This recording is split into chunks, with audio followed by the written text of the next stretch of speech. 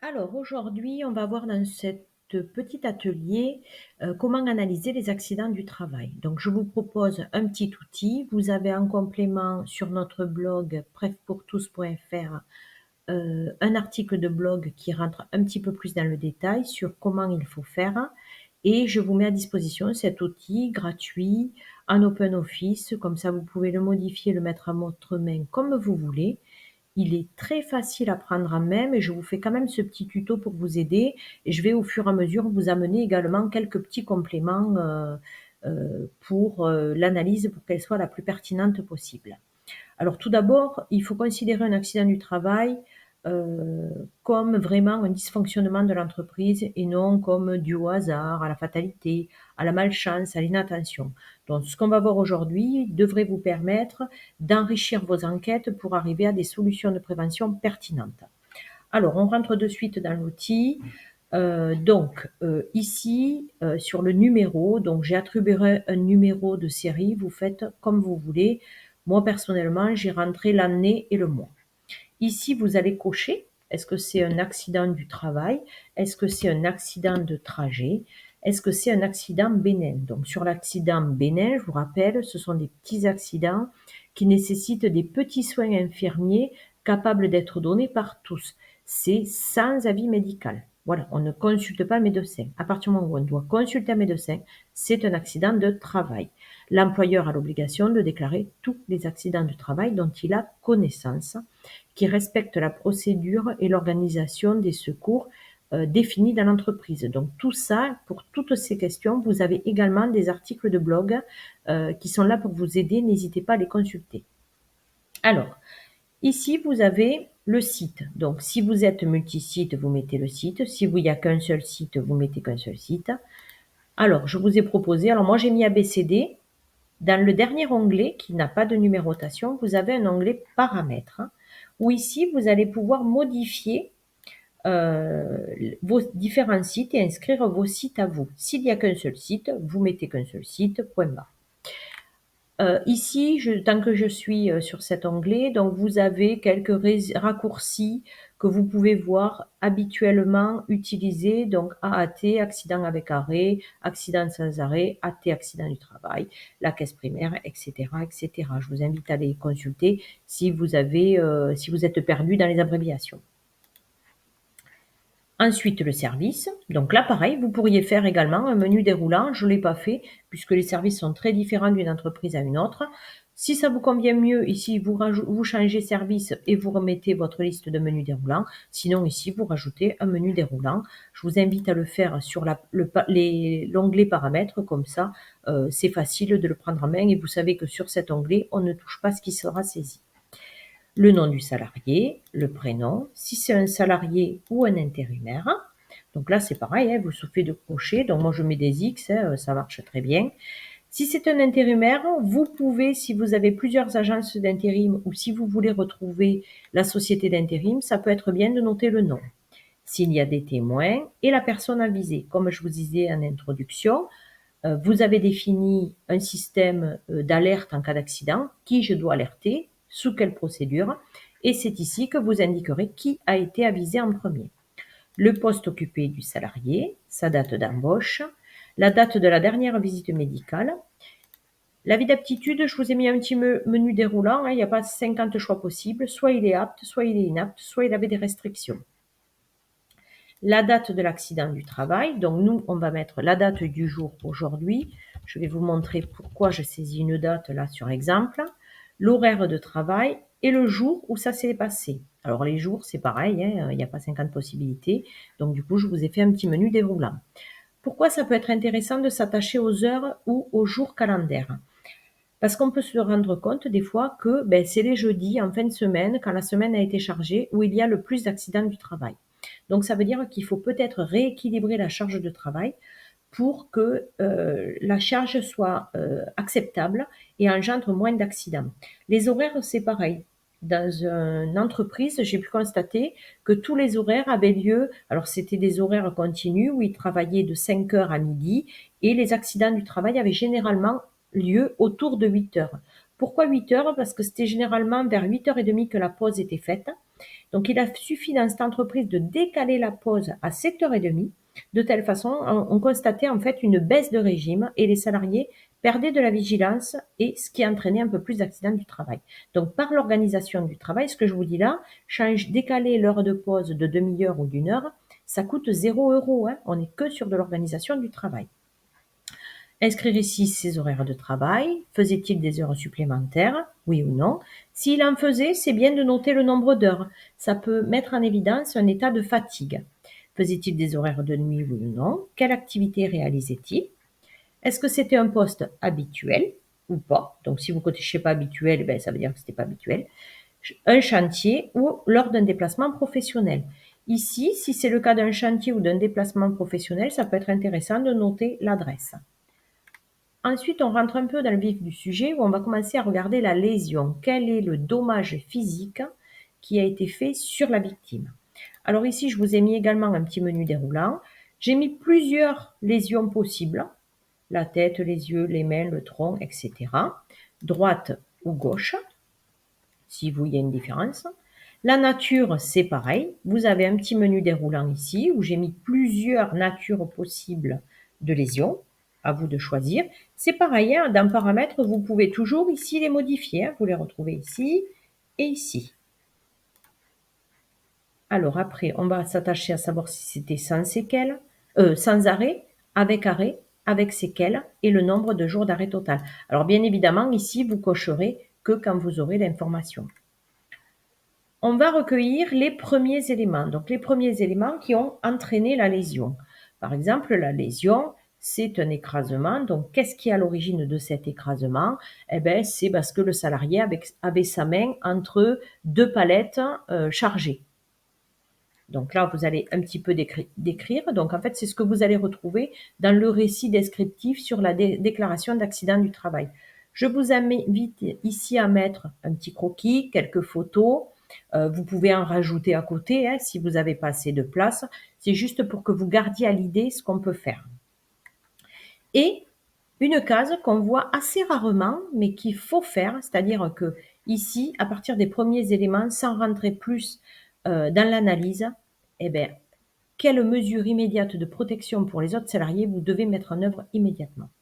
Donc là, c'est pareil, on va retrouver une date. Donc on va dire qu'à partir de demain, on aura mis en place les premières actions correctives pour protéger les salariés en place. Et là, vous voyez, donc vous décrivez évidemment, et là, vous voyez, je vous ai mis un système où ça se remplit tout seul. À partir du moment où vous allez saisir les dates, ça va se remplir tout seul.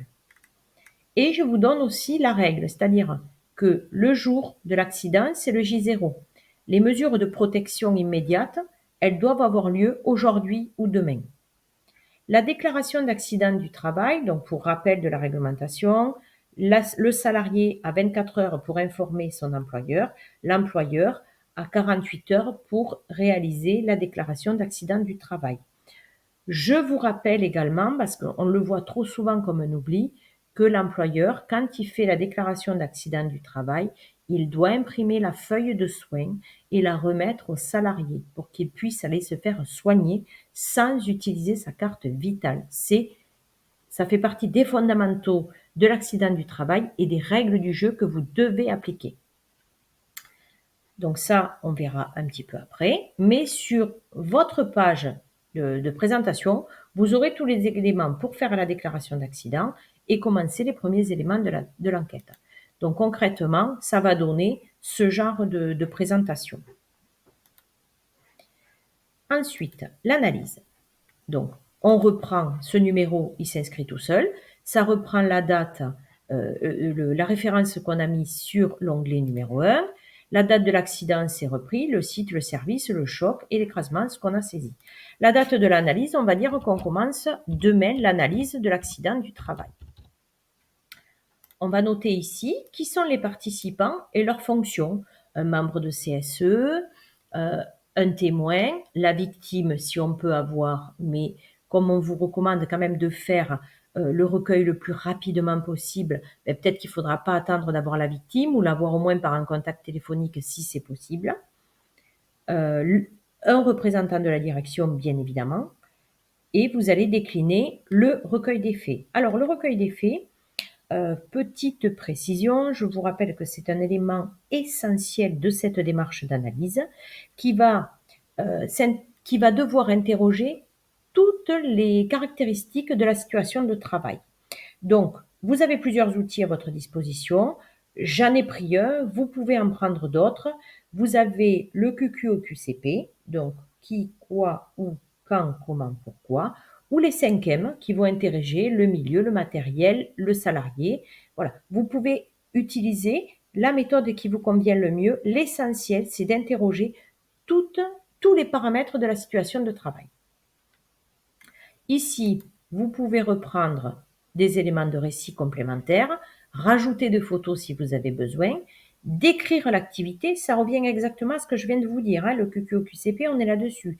Décrire l'activité, c'est que faisait le salarié au moment des faits, est-ce une activité habituelle ou inhabituelle, les tâches qu'il faisait au moment de l'accident du travail, etc., etc. Ensuite, on va s'attacher à l'organisation du travail, les horaires, les cadences, l'autonomie, les objectifs, travail prescrit, travail réel, le matériel utilisé, y avait-il des vérifications à faire dessus, le matériel avait-il été modifié, et sur l'humain, qui est la victime, son niveau de formation, son ancienneté, etc., etc. Je vous rappelle, pour ce qui est fondamental dans cette description, dans ce recueil des faits, ce sont bien de travailler sur des faits et pas des jugements ou des interprétations. Donc tout ce qui vous sera dit, vous n'avez pas le droit de le juger ou de l'interpréter. Vous l'écrivez tel quel. Si vous n'avez pas bien compris, vous refaites formuler à la personne que vous questionnez pour être sûr que vous avez bien compris. Vous ne cherchez pas à porter un jugement. Je vous prends un exemple. Un salarié qui ne porte pas de gants et qui se coupe avec un cutter. Vous allez être tenté de dire dans la description qu'il ne portait pas de gants. Pourquoi vous allez marquer ça? Parce que dans votre plan d'action, vous allez introduire le fait que de porter des gants aurait solutionné le problème, ce qui n'est pas toujours vrai. Donc moi, je vous invite à être neutre, il travaillait main nue, et comme ça, vous allez vous creuser la tête pour être sûr que ce soit bien les gants qui sont la meilleure solution.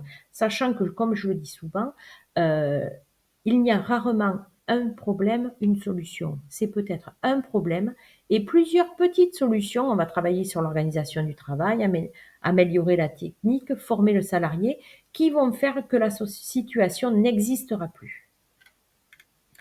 Alors, on avance un petit peu. Ici, vous allez reprendre les causes d'accident. Donc, dans ces éléments que vous aurez écrits au-dessus, vous allez repérer quelles sont les causes et les mettre par catégorie. On travaille toujours sur les 3 catégories, organisationnelles, techniques et humaines, pour être sûr de ne pas tout centrer sur l'humain et de bien penser à regarder l'organisation du travail. C'est aujourd'hui souvent ce qui fait défaut dans les entreprises et c'est pour ça que les entreprises ont du mal à progresser et à réduire leur sinistralité. Au niveau du document unique, est-ce que cet accident avait déjà été identifié, oui ou non? Si oui, des mesures de prévention avaient-elles été prévues, oui ou non? Et ça veut dire que si l'accident a eu lieu, les mesures de prévention qui avaient été prévues ne sont pas suffisantes. Donc c'est fondamental de se poser cette question, de savoir si vous allez devoir le faire progresser. Vous passez ensuite, donc là pareil, hein, vous avez un aperçu de la page, de ce que ça peut donner sur la partie analyse. Troisième partie, l'accident du travail. Alors l'analyse, là je dois avoir un petit défaut, je vous le corrigerai avant de le mettre en ligne.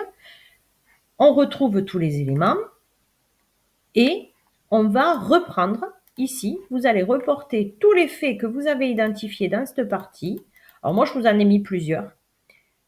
La partie fondamentale, c'est le recueil des faits. La liste des faits précis est essentielle. Votre analyse peut s'arrêter ici. Si vous souhaitez aller plus loin, vous pouvez faire ce qu'on appelle un arbre des causes. Attention, l'arbre des causes n'est pas utilisable par tous, il faut être formé dessus et même les gens formés ont beaucoup de mal à l'utiliser. Je vous en rappelle juste les 3 questions qu'on se pose pour chaque bulle. Qu'a-t-il fallu pour qu'il y ait un dommage sur le salarié? Est-ce que ce fait est nécessaire? et est-ce qu'il est suffisant pour entraîner le dommage? S'il n'est pas suffisant, ça veut dire qu'il y a d'autres bulles à compléter. S'il est nécessaire et suffisant, ça veut dire qu'il se suffit à lui-même. Ensuite, petit rappel sur la construction, on n'arrive pas par-dessus, on n'arrive pas par en bas, il arrive forcément sur l'événement puisqu'on est dans une chronologie. Donc là, on est sur la partie où le fait ultime, c'est l'élément de départ et on remonte petit à petit. L'arbre des causes, c'est une schématisation, représentation visuelle de l'accident du travail chronologique. Ça n'apporte rien de plus que le recueil des faits. Ce travail-là, pour moi, est essentiel et de toute façon, si vous ne faites pas la liste de vos faits, vous n'arriverez pas à construire votre arbre des causes. Alors pourquoi j'ai mis des petits numéros? Parce que plutôt que de tout réécrire dans la bulle, ben vous dites 1, 2, 3, 4, 5, vous les positionnez et vous aurez tout votre arbre des causes de construit. Je vous rappelle aussi, il peut y avoir des conjonctions ou des disjonctions. C'est plusieurs événements qui conduisent à un fait ou inversement, c'est un fait qui conduit à plusieurs événements. Et un petit défaut qui est souvent constaté, on constate souvent que dans l'arbre des causes, les gens se posent la question du pourquoi. Ce n'est pas le pourquoi, c'est qu'a-t-il fallu pour? Est-ce nécessaire? Est-ce suffisant? Donc là, nouvelle partie. Donc, toujours pareil, vous avez l'onglet dans lequel vous êtes, vous retrouvez votre schématisation visuelle et vous aurez votre résultat. On arrive ensuite au plan d'action. Donc, sur le recueil des faits, j'insiste fortement, il vous faut rester factuel, en avoir le plus grand nombre de faits. Si dans la construction de votre arbre où vous n'arrivez pas à trouver de solution, c'est que votre recueil des faits est insuffisant. Pour un petit accident du travail avec un petit bobo, on arrive très rapidement à une quinzaine de faits. Donc si vous avez 3-4 faits, c'est que c'est pas bon. Votre analyse, elle n'est pas suffisamment poussée. Et avant-dernier onglet, donc on retrouve toujours nos mêmes éléments ici. On va mettre les mesures de prévention choisies, c'est-à-dire que on va ici, on a tous nos faits. Pour chaque fait, on va regarder qu'est-ce qu'on peut proposer. Donc, un fait identifié, je vais proposer des mesures. Normalement, pour chaque fait, on devrait pouvoir proposer 9 possibilités de solutions ou de compatibilité de solutions. Je m'explique. Je vous rappelle que l'article L4121-1 rappelle l'obligation à l'employeur de résultats en termes de sécurité sur la santé physique et mentale de ses salariés. Pour qu'il atteigne ce résultat, on lui dit à l'employeur, dans l'article L4121-2, tu dois appliquer les 9 principes généraux de prévention. Donc, je vous renvoie toujours à notre article. Vous avez également une petite vidéo explicative pour savoir les manipuler. C'est essentiel en prévention que vous les connaissiez et que vous sachiez les utiliser. Donc, ils s'appliquent dans l'ordre où ils sont écrits dans le Code du travail. Ils sont également complémentaires. Comme je vous le redis, ce n'est pas un problème, une solution. Il faut bien comprendre ça. C'est à partir de plusieurs mesures que vous arriverez à solutionner la situation et les problèmes. Donc, ça veut dire que pour un fait, vous allez pouvoir trouver 9 possibilités. À vous. Alors, moi, j'aime bien le faire sous forme de brainstorming, c'est-à-dire on fait un petit comité de pilotage. Suite à l'analyse, vous exposez vos travaux d'analyse. Donc, l'analyse, idéalement, 3 personnes, ça suffit. Hein, pour faire l'analyse, vous avez un témoin ou la victime, un représentant du personnel, un représentant de la direction, des gens un petit peu avertis sur ce que c'est un fait. Et là, vous pouvez faire votre analyse. Quand vous avez fait votre analyse, là, vous allez constituer un groupe un petit peu plus conséquent pour faire ce qu'on appelle un brainstorming, donc un remue-ménage en français, où vous allez dire pour chaque fait quelle solution on peut proposer. Et là, vous notez tout ce qui vient, tout sans censure, tout ce qui vient. Et quand vous avez tout noté, vous allez procéder à des votes, c'est-à-dire qu'est-ce qui convainc le plus le salarié de faire pour agir. Donc là, vous allez essayer de voir qu'est-ce qui a plus convaincu le groupe et sur quoi il se positionne plus largement. Donc là, on est toujours pareil, on est toujours sans censure et on est toujours dans la volonté d'améliorer la situation de travail. Et je vous le redis, vous pouvez aussi à ce moment-là détecter des manques dans l'analyse et venir le compléter. Ça va vous donner donc le plan d'action et de suivi. Alors, j'ai pas mis un reporting, j'aurais pu, vous pourrez le faire, vous. C'est-à-dire que sur chaque ligne, vous mettez vos mesures de prévention et ici, vous les reportez. Alors, j'ai remis les 3 dimensions parce que c'est fondamental de se dire on ne travaille pas que sur un seul point. On travaille bien sur les 3 points. Et je vous rappelle ici aussi que c'est important de venir reporter les mesures qui ont été identifiées à cet endroit. Oh, pardon, à cet endroit. Voilà. Là, vous venez reporter les mesures, puisque ça fait partie du plan d'action, les premières mesures immédiates que vous allez mettre en œuvre. Alors après, ça respecte un plan d'action habituel. Vous mettez votre mesure, les moyens alloués, matériel, finances, humains, qui est le pilote de l'action, dans quel délai et la date de réalisation concrète. Vous reprenez bien, est-ce que le document unique a été mis à jour suite à cette analyse? Est-ce que des mesures de prévention ont été rajoutées? Comme je vous le disais, s'il y a eu un accident, manquement à l'obligation de résultat, il faut compléter vos mesures de prévention. Et pour finir, une dernière partie que je trouve intéressante. Alors, je ne vous ai pas montré ce que ça donne ici. Donc, voici le petit aperçu de la fiche, la 4e fiche, pardon, et la 5e fiche. Donc, c'est peut-être plus visuel si je vous le fais comme ça. Donc, c'est d'avoir une petite fiche d'alerte. Alors, j'ai appelé alerte sécurité. Vous l'appelez comme vous voulez, ça n'a pas d'importance. J'ai repris la référence si vous pensez que ça peut parler aux salariés. L'AT, alors l'accident du travail, du service machin, à vous de voir ce que vous voulez mettre qui pourrait être le plus percutant pour vous. Le titre. Donc moi, j'aime bien qu'on parle de risque. Le risque est lié à quelque chose, toujours. Donc là, je vous prépare, je suis en train de préparer un petit guide qui va reprendre tous les risques. Bon, c'est un gros travail, je ne vous cache pas. Donc j'y travaille fortement dessus pour vous aider à détecter les risques, savoir de quoi on parle et surtout comment agir pour les solutionner. Donc détecter le risque, le qualifier. La lésion, qu'est-ce qui s'est passé? Quels sont les dommages sur la santé? La date, le lieu, l'accident, que s'est-il passé? Alors là, très clairement, cette fiche, à partir de tous les éléments que vous avez auparavant, vous allez très facilement pouvoir la remplir, puisqu'on reprend tous les éléments vus avant. Alors, je vous ai remis volontairement la même photo qu'ici. Comme ça, vous voyez que en fait, vous avez déjà votre photo, donc c'est très facile. Hop, on insère la même photo, ça va très vite.